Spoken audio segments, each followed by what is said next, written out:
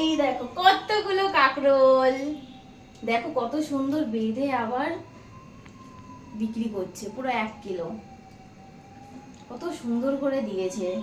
চলো দেখাই এবার তোমাদের কি বাজার থেকে কি কি কিনলাম। তো কাকরোলটা দেখালাম, আর এখানে রয়েছে 1 কিলো গাজর, 1 কিলোই তো বলো, 1 কিলো গাজর, আর এটাতে রয়েছে ঝিঙে। ঝিঙেটা কিনে আমি আজকে মনে হয় লস করে গেছি, থাকে না যে কারণে সব এদিক ওদিক করে দিয়েছি। ঠিক আছে, কোনো প্যাকেট থাকে না বলে এই যে এরকম করে দেয় সব। এটা যদিও প্যাকিং করা রয়েছে, আর বাদ বাকি সব দেখো কোনো কিছুই প্যাকিং করা না, সব এমনি ব্যাগের মধ্যে সব। আর এইদিকে রয়েছে 1 কিলো পটল, এবার সব বার করে আমাকে প্যাকিং করে তারপরে ফ্রিজে ঢোকাতে হবে। আমার আবার ফ্রিজে প্যাকিং করে না ঢোকালে বিরক্ত লাগে যেন। আর যতগুলো ধোয়া সম্ভব ততগুলো আমি ধুয়ে রেখে দিই যদিও।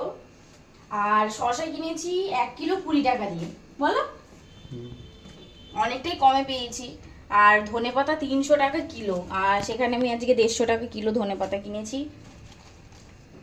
তো আরেকটা জিনিস রয়েছে, সেটা হচ্ছে এই যে, বলো এটার দাম কত হতে পারে, এটা কমেন্ট করে বলো তো এটার দাম কত হতে পারে। হ্যাঁ, এটা কিন্তু 1 কিলোর প্যাকেট আছে এখানে, তো বলো কত দাম হতে পারে, তোমাদের আইডিয়াটা দেখি। আর এই যে এটা হচ্ছে 60 টাকার ধনেপাতা।